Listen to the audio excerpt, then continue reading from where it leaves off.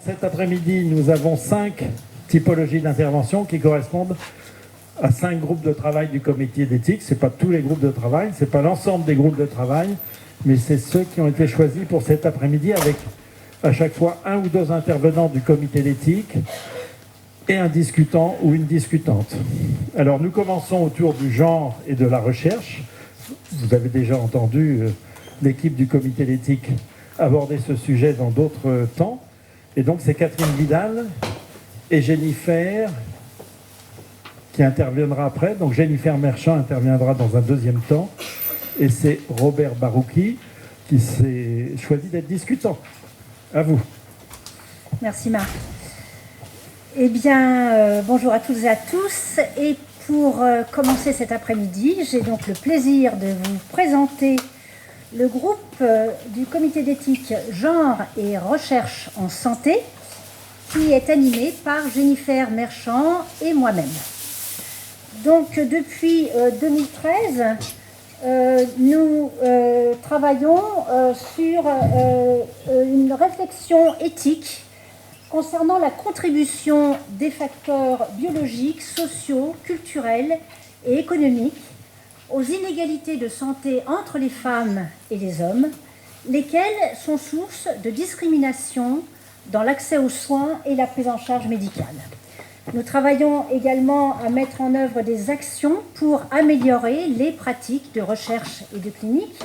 En fait, ces questions relèvent d'un problème de santé publique, d'où la nécessité d'intégrer la dimension du genre dans les plans stratégiques des institutions de recherche et de médecine, et par là même de contribuer à combler le retard de la France dans ce domaine face aux pays européens et anglo-américains. Donc aujourd'hui, je vous présenterai un nouveau thème de réflexion qui associe le genre, la santé au travail et l'environnement. Tout d'abord, un petit rappel, la loi de santé publique prévoit la réalisation tous les 5 ans d'un plan national santé-environnement. En 2018, à cet effet, des experts de l'INSERM, dont Robert Barouki, ont rédigé un rapport de préfiguration au 4e plan national santé-environnement. Donc, dans ce rapport, il y a un fil directeur qui est la notion d'exposome. L'exposome, c'est un concept relativement récent et éminemment pertinent parce qu'il intègre l'ensemble des expositions environnementales qui peuvent nuire à la santé d'un individu depuis sa conception in utero jusqu'à la sénescence. Donc, dans cette notion d'exposome, il y a des agents de l'environnement externe, chimique, physique, biologique, mais il y a aussi des facteurs sociaux qui sont liés au mode de vie, alimentation, habitat, activité physique, conditions de travail, niveau socio-économique. Et donc, dans cette définition très large de l'exposome, la dimension du genre est un facteur important puisque les femmes et les hommes ne sont pas soumis aux mêmes nuisances de santé. Alors, le genre, bien sûr, est présent dans l'exposome en ce qui concerne les questions relatives à la santé sexuelle et reproductive. La baisse de fertilité des femmes et des hommes, la vulnérabilité des femmes enceintes et des fœtus. Il y a aussi les questions relatives au changement climatique, en particulier dans les pays du Sud, où il y a une vulnérabilité aggravée des femmes et des enfants. Mais en ce qui concerne l'environnement social, culturel, économique et son impact sur la santé, la notion de genre n'est pas suffisamment prise en compte dans les recherches sur l'exposome. C'est en particulier le cas en ce qui concerne la question des inégalités de santé entre les femmes et les hommes qui sont liées aux maladies professionnelles et à la précarité économique. Donc nous allons brièvement voir sur ces questions quelle est la situation en France et aussi en Amérique du Nord et en Europe. Alors en France, il existe un programme national de recherche, environnement, santé, travail, qui a bien mis en évidence l'existence d'inégalités entre les femmes et les hommes dans l'exposition aux risques professionnels. Il y a bien sûr comme raison à ces inégalités la ségrégation dans les emplois. Les hommes qui sont davantage dans les métiers de l'industrie et du bâtiment auront des pathologies associées à l'amiante, aux solvants, charges lourdes, bruit, etc. Quant aux femmes qui sont davantage dans les métiers de commerce et les services à la personne, elles seront, hélas, victimes des produits toxiques de nettoyage, cosmétiques, tickets de caisse, etc. Mais dans ces inégalités aux expositions aux risques professionnels, il y a aussi des contraintes qui sont liées à l'organisation du travail. Par exemple, les horaires atypiques, le travail morcelé, les tensions psychologiques font que les risques psychosociaux sont plus fréquents chez les femmes. Donc dans ce domaine, l'Agence nationale pour l'amélioration des conditions de travail a montré de façon très intéressante que les risques professionnels et la pénibilité au travail sont sous-estimés et plus difficiles à faire reconnaître pour les métiers féminins. C'est en particulier le cas pour les ports répétitifs de charges, qui concernent les infirmières, aides à domicile, caissières, ouvrières. Et un autre point de préoccupation est la sous-reconnaissance des cancers professionnels. Dans ce domaine, il y a les enquêtes qui ont été réalisées par le GISCOP 93 qui ont bien montré que dans les études épidémiologiques sur l'exposition aux cancérogènes, les femmes sont sous-représentées. C'est par exemple le cas du cancer du poumon, où les risques sont très peu étudiés chez les femmes, 3% des publications, comparé aux hommes 56%, indépendamment du secteur d'activité. Et il y a aussi une absence d'études épidémiologiques sur les agents cancérogènes dans les secteurs du nettoyage où, comme vous le savez, les femmes sont majoritaires. Et par exemple, dans le chariot d'une nettoyeuse de bureau, on a pu compter jusqu'à 14 agents cancérogènes qui sont utilisés sans information ni protection particulière. Alors un autre sujet de préoccupation est celui de la précarité économique qui est associée à des risques sanitaires accrus face aux nuisances de l'environnement qui sont liés au logement insalubre, mauvaise alimentation, sédentarité, pénibilité et précarité au travail, avec donc en conséquence une dégradation de la santé physique et mentale et, hélas, aussi un renoncement aux soins. Or, il est largement avéré que les femmes, aujourd'hui, constituent la majorité des personnes en situation de précarité. 70% des travailleurs pauvres sont des femmes. Les femmes sont majoritaires dans les emplois peu qualifiés, temps partiel subi, horaires atypiques, famille monoparentale, pension de retraite réduite. Et les femmes précaires sont davantage victimes de pathologies telles que obésité, diabète, maladies cardiovasculaires, dépression, troubles musculo-squelettiques. Et le travail de nuit en est un bon exemple, si j'ose dire. Le travail de nuit, il y a un facteur de risque qui est avéré sur la survenue du cancer du sein. Or, ce travail de nuit concerne 14% des ouvrières contre 8% des femmes cadres. Voilà, ça c'est un tableau très bref de la situation en France. Et je vais maintenant laisser la parole à Jennifer Merchant qui va vous parler de la situation à l'étranger.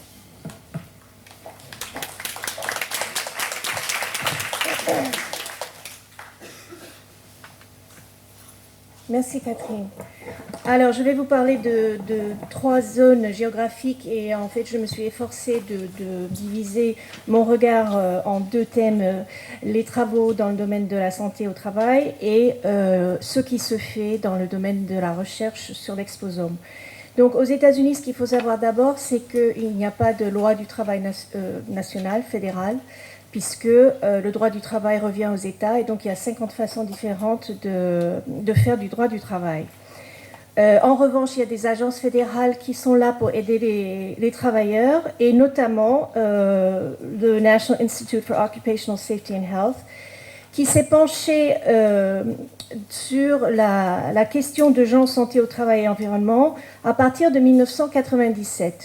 Et donc, vous avez là un certain nombre de rapports que cette agence a publiés qui concernent principalement les problèmes que les femmes rencontrent au travail. Il y a aussi, et ici l'INSERM est partenaire, un conseil, the National Council for Science and the Environment, qui étudie l'impact des changements environnementaux sur la santé. Et nous avons parcouru tous les rapports de ce conseil, dont l'INSERM est partenaire, et nous souhaiterons voir que les travaux et les recherches portent plus particulièrement sur la question de genre et santé au travail, ce qui n'est pas le cas aujourd'hui.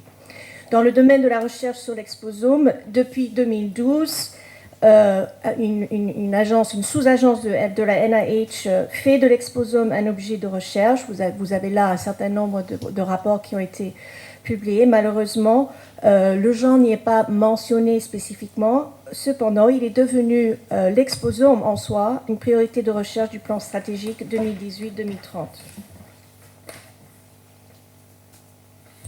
Alors, au Canada, il faut dire que les Canadiennes sont précurseurs dans le domaine de ce concept, enfin, cette approche de genre, santé et travail environnement via les instituts de recherche de santé au Canada, c'est l'équivalent de la NIH.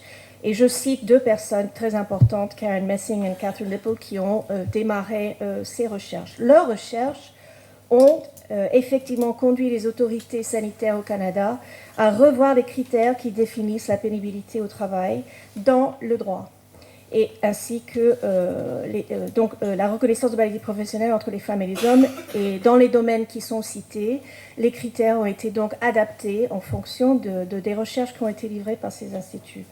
Par contre, sur l'exposome, il y a très peu de recherches nationales dans ce domaine.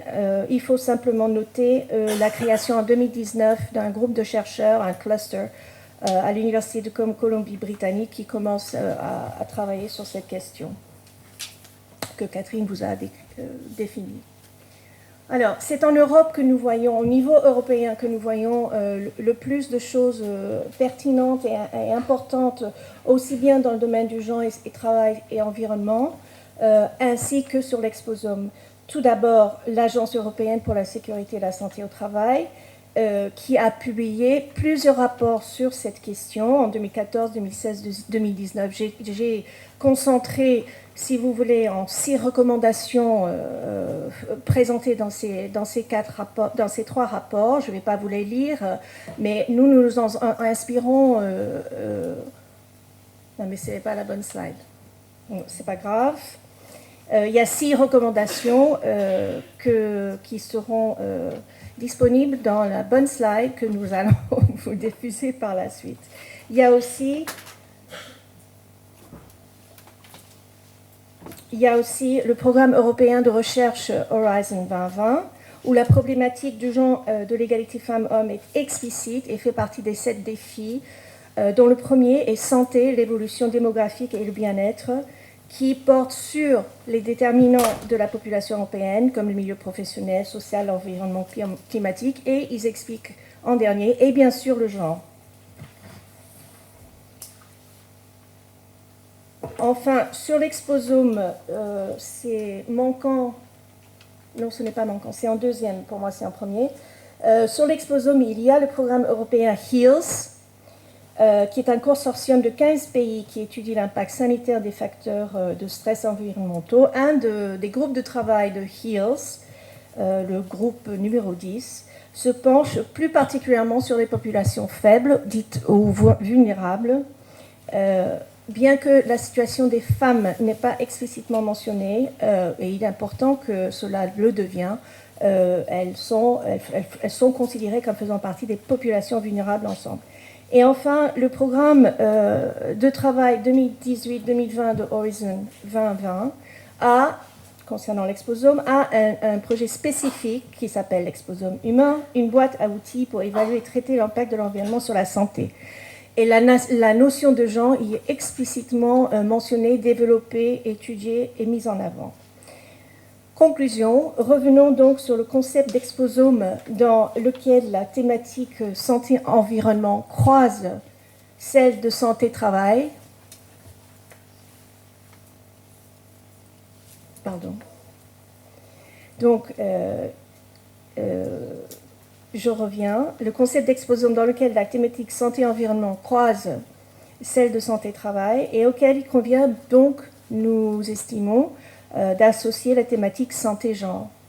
Cette approche pluridisciplinaire est particulièrement prometteuse pour enrichir ses connaissances et les connaissances sur l'impact de l'environnement, sur la santé et de mener des actions de prévention et d'information auprès des populations vulnérables et là je dois dire des femmes en particulier comme Catherine a bien pu vous montrer. Merci beaucoup.